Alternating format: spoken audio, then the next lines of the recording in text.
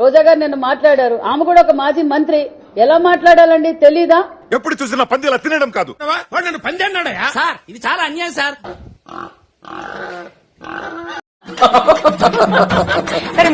అక్కడ చనిపోయిన వాళ్ళ గురించి మాట్లాడాలి, ఎలా జరిగిందో మాట్లాడాలి. చంద్రబాబు నాయుడు గారు రాజీనామా చేయాలి.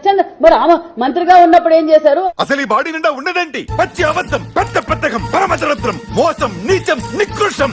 ఆ రోజేమో జరగని తప్పును జరిగినట్టుగా లడ్డూలో కల్తీ జరిగిందని కాషాయ వస్త్రాలు వేసుకుని తిరుపతిలో నానా హడావిడి చేశారు.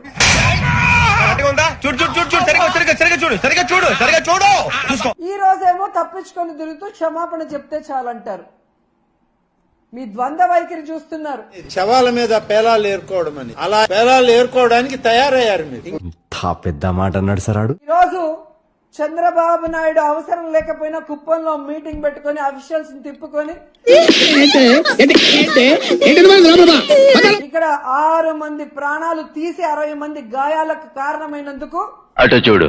దీన్ని మీరు ప్రభుత్వానికి ఆపాదిస్తున్నారు కాబట్టి ఇది ప్రభుత్వం యొక్క మైనస్ అయితే గనక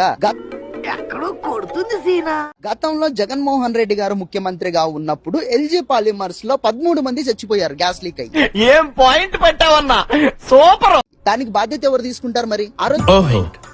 అంటే ఇప్పుడు ఈ పాయింట్ మీద కూడా నన్ను ఉతుకుతావా? నిన్ను ఏ పాయింట్ మీదైనా కొడతాను రా, ఏ పాయింట్ మీదైనా కొడతాను. ఆ రోజు కూడా ప్రభుత్వమే కదా తీసుకోవాలి. ప్రభుత్వం అంటే ఎవరు? జగన్మోహన్ రెడ్డి కదా ఆ రోజు ప్రభుత్వాన్ని నడుపుతుంది. దీనికి మీరు ఏమంటారు సార్? పాలిమర్స్ ఎవరిది? విజయసాయి రెడ్డిది కదా. సో ఇప్పుడు తప్పెవరిది అంటారు? విజయసాయి రెడ్డిది, జగన్మోహన్ రెడ్డిది కాదంటారా? ఎందుకు సార్ పాతగాయని మళ్ళీ రేపుతారు? అలాగే జంగారెడ్డిగూడెంలో 46 మంది చచ్చిపోయారండి నాటుసారా తాగి జగన్మోహన్ రెడ్డి గారి పరిపాలనలో. ఆ రోజు ప్రభుత్వం హత్యలు కాదా అవన్నీ? ఇప్పుడు చెప్పు, అంత నీ వల్లే కదా, ఆడించేది నువ్వే కదా, బలవంతం చేస్తావేంటి? ఇది ప్రభుత్వ హత్య అయితే ఆ రోజు జరిగినవి అవి కూడా ప్రభుత్వ హత్యలే కదా. ఇంత చిన్న లాజిక్ ఎలా మిస్ అయ్యారు మీరు?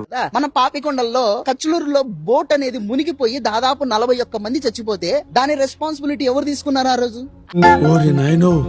వీడు ఈ టైప్ లో తగిలాడు. ఆ రోజు ప్రభుత్వాన్ని నడుపుతున్నది జగన్మోహన్ రెడ్డి కదా. మరి జగన్మోహన్ రెడ్డి తీసుకున్నాడా? మీరు చెప్పిన మిషన్ ఏదైతే ఉన్నదో అది నేను చెయ్యను, నేను చెయ్యలేను. యాక్చువల్లీ నాకు చేతగా ఈయన చేతగానితనం వల్ల గేట్లకు గ్రీసు కూడా పుయ్యలేని అసమర్థత వల్ల అన్నమయ్య డ్యామ్ కొట్టుకొని పోయి ఊళ్ళు కొట్టుకొని పోయి 10ల సంఖ్యలో మనుషులు చచ్చిపోయారండి.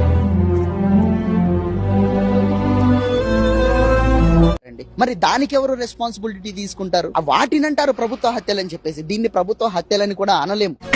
లేకుండా నా చేతులతో ఎందుకంటే ఈ టోకెన్ సిస్టమ్ తీసుకొని వచ్చిందే వైఎస్ఆర్సీపీ గవర్నమెంట్. ఆ రోజు 2021లో అప్పుడు తిరుమల తిరుపతి దేవస్థానం చైర్మన్ గా ఉన్నటువంటి వైవి సుబ్బారెడ్డి గారు ఈ దిక్కుమాలిన స్కీమ్ ఒకటి తీసుకొని వచ్చాడనమాట. దొంగ నా ఒక్కడే చూపిస్తావేంటి? వెనకాల నీ అమ్మ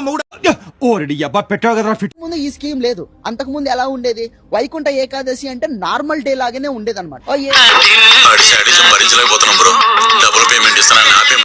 ఆయనతో సహా టీటీడీ పాలక వర్గంతో సహా ఎస్పీతో సహా అందరి మీద క్రిమినల్ కేసులు నమోదు చేయాలని డిమాండ్ చేస్తున్నాం. అన్నారో లెక్చర్ వచ్చి అపాలజీ చెప్పేదాకా నేను కూర్చోను. నేను అపాలజీ చెప్పాలా? ఓహో, వాళ్ళెవరు అంటమైంది, నేను అపాలజీ చెప్పటమైంది. ఇది భలే ఉంది అబ్బా. దేశంలో ఉన్న అన్ని న్యాయస్థానాల్ని కోరుతున్నాం. విచిత్రమైన కోరికలు మన కోరికలన్నీ అలాగే ఉంటాయండి. దీన్ని సుమోటోగా తీసుకొని తప్పు చేసిన వాళ్ళ మీద కేసులు పెట్టి విచారించి శిక్షించండి అని కూడా మేము కోరుకుంటున్నాం. జగన్మోహన్ రెడ్డి కొద్ది నిమిషాల్లో లోపలికి వస్తున్నాడు అన్నప్పుడు ఒక వ్యక్తి పోయి 18 మందికి 18 కవర్లు ఇచ్చాడు. జగన్మోహన్ రెడ్డి వస్తున్నాడు, మీకు అంతా పరామర్శిస్తున్నాడు. మీరందరూ చెప్పండి, తెలుగుదేశం మీద చెప్పండి, ఎంతకు తెగించారా చంద్రబాబు నాయుడు మీద మీరందరూ కూడా మీ బాధను చెప్పండి అని చెప్పి కవర్లు ఇచ్చినటువంటి వ్యక్తి మీకు ప్లాన్ చేయలేదు. చూడు సిగ్గనిపించడం లే. తెలియక అడుగుతున్నాను, ఇదో బతుక చెప్పండి. పరామర్శకు పోయి మా నాయకుడు వస్తున్నాడు, ప్రభుత్వం పైన ముఖ్యమంత్రి పైన మీరు అసత్యాలు ఆరోపణలు చేయండి అని చెప్పి కవర్లు ఇచ్చి వస్తారా? మీ అటు చూడు జగన్మోహన్ రెడ్డి వీళ్ళు వెళ్ళి అక్కడికి కూడా వెళ్ళి ఏం చేశారు? ఈ జగన్మోహన్ రెడ్డి కమ్ములు పత్రబాబు చెప్ప సెలైన్లు పక్కకి నెట్టేయటం. రాము ఇంకా డిలే చేయొద్దు. Cut him immediately. అక్కడ ఉన్న డాక్టర్ని తిట్టడం ఒక అసహనం అన్నమాట. ఎందుకంటే ఏం చదవటం సార్? చెప్పు తీసుకొట్టండి సార్. ఎందుకంటే వాళ్ళు అనుకున్న ఏమి అక్కడ జరగల. వాళ్ళు ఒక డ్రామా, ఒక సినిమా ఊహించుకొని అక్కడికి వచ్చారు. కరెక్ట్ గా ఉండటానికి కారణం హుటాహుటిన నారా చంద్రబాబు నాయుడు గారు అక్కడికి ఆ స్థలానికి వెళ్ళడం.